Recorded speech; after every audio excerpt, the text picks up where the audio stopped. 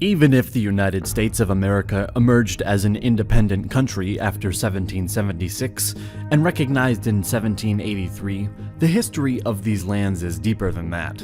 Thousands of years ago, the first people settled in the American continent.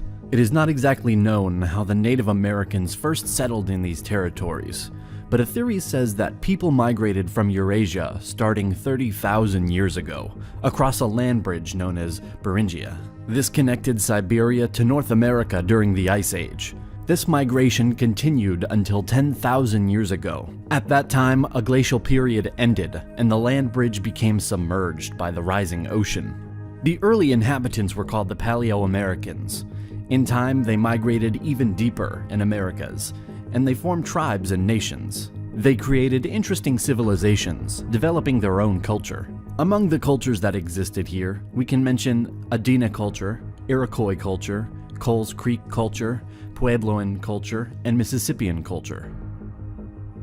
But another part of today, the United States has an interesting and different history. Speaking about Hawaii, this land wasn't inhabited until the 1st centuries AD. Native development started with the settlement of Polynesian people between the 1st and 10th centuries. Starting in the 15th century, European colonization began. In 1492, a Spanish expedition headed by the Italian explorer Christopher Columbus sailed west to find a new trade route to the Far East, but landed in what came to be known to Europeans as the New World. After this event, in the next decades, more and more ships sailed west to establish colonies and trade posts. The Spaniards began building their American empire, using islands such as Cuba, Puerto Rico, and Hispaniola as bases. They expanded hugely. France founded colonies in eastern North America, a number of Caribbean islands, and small coastal parts of South America. Portugal colonized Brazil. The eastern seacoast was settled primarily by English colonists in the 17th century, along with a much smaller number of Dutch and Swedes. The first successful English colony, Jamestown, was established in 1607 on the James River in Virginia. New wave of settlers arrived in the late 17th century and established commercial agriculture based on tobacco. Even though there were some conflicts between the Native Americans and English settlers, the colonies managed to expand pretty fast and more people settled in. Each of the 13 American colonies had slightly different governmental structure. In fact, a colony was ruled by a governor appointed from London. This governor controlled the administration and relied upon a locally elected legislature to vote taxes and make laws. By the 18th century, the American colonies were growing very rapidly, and as a result of low death rates, along with ample supplies of land and food, this attracted a heavy flow of immigrants. The tobacco and rice plantations imported African slaves for labor from the British colonies in the West Indies, and by the 1770s, African slaves comprised a fifth of the American population.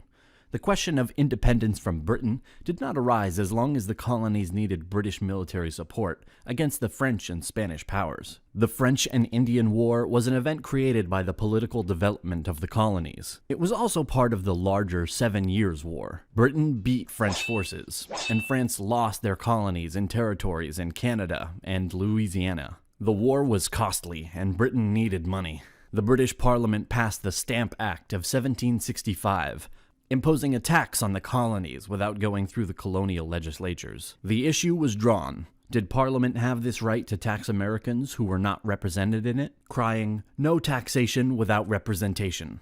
The colonists refused to pay the taxes, as tensions escalated in the late 1760s and early 1770s. The Boston Tea Party in 1773 was marked as the start of the Revolution. It happened in the town of Boston to protest against the new tax on tea. Parliament quickly responded the next year with the Coercive Acts, stripping Massachusetts of its historic right of self-government and putting it under army rule, which sparked outrage and resistance in all 13 colonies.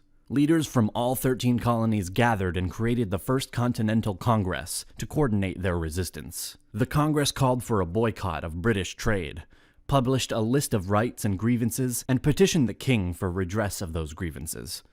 It wasn't about independence at that point, but this appeal had no effect, and so the Second Continental Congress was created in 1775. in order to organize the defense of the colonies against the British Army. The 13 colonies began a rebellion against British rule in 1775 and proclaimed their independence in 1776 as the United States of America. In the American Revolutionary War, 1775 to 1783, the Americans captured the British invasion army at Saratoga in 1777, secured the Northeast, and encouraged the French to make a military alliance with the United States. France brought in Spain and the Netherlands, thus balancing the military and naval forces on each side, as Britain had no allies. General George Washington was an excellent organizer and administrator, who worked successfully with Congress and the state governors, selecting and mentoring his senior officers, supporting and training his troops, and maintaining an idealistic Republican army. The American Revolution was a success, and at the Peace of Paris of 1783,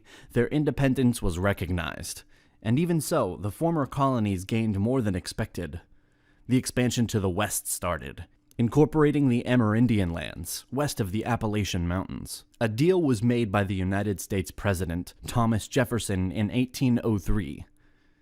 He bought the Louisiana Territory from France. Initial diplomats sent to France were allowed to spend up to $10 million in order to buy just New Orleans, and, if possible, the west bank of the Mississippi River. But the French government said that for $5 million more, all of the Louisiana Territory would be sold. The president approved the deal, and the U.S. doubled its size. In the middle of the 19th century, some cessions were happening, and Texas in joining the Union in 1845, and after the war against Mexican Empire, the United States will take important lands and expand even further.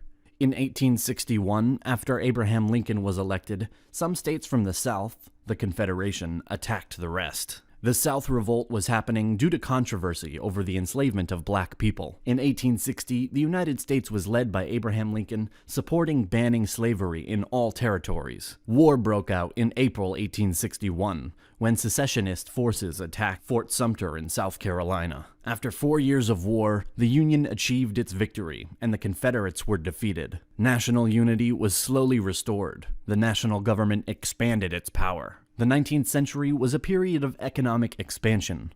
More and more industries were created, and also the accent was put on infrastructure. In 1898, the American-Spanish War is happening. Americans are winning in short term some battles, and at the Treaty of Paris, U.S. is getting the Philippines, Puerto Rico, and Guam. At the beginning of the 20th century, World War I started. Even though the U.S. was neutral due to German attacks on the American ships and due to their intentions to make Mexico join against the U.S., the Americans joined the Allies. After this event, the economy was growing and all was good, until the Great Depression, which started in 1929. This event shook the world and created a base on which the Second World War will start.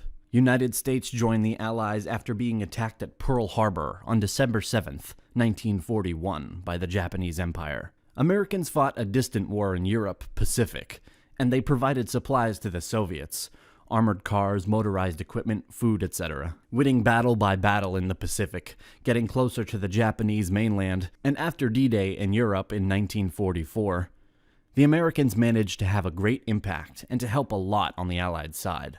The war ended in 1945. Germany capitulated in May, and Japan in September after the 2 nuclear bombs dropped at Hiroshima and Nagasaki. The United States and Soviet Union emerged as rival superpowers in the aftermath of World War II. This was a period known as the Cold War. The two countries confronted each other indirectly in the arms race, proxy wars across the world, including the Korean and Vietnam Wars, and propaganda campaigns. The purpose of this was to stop the spread of communism. In the 1960s, waves of civil rights movements started, rights of voting and freedom of movement to African Americans and other racial minorities. The Cold War ended with the collapse of the Soviet Union. After, the United States has been focusing on modern conflicts in the Middle East.